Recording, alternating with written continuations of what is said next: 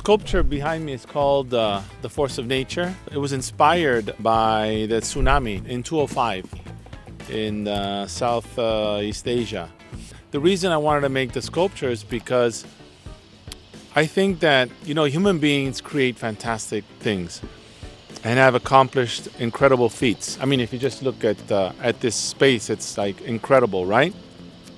But at the same time, it's a reminder that there is a force above us, something that we should reckon with, and something to keep us basically humble, and that we are not all powerful, and that what we do, we have to do it with respect and think about a sustainable future together.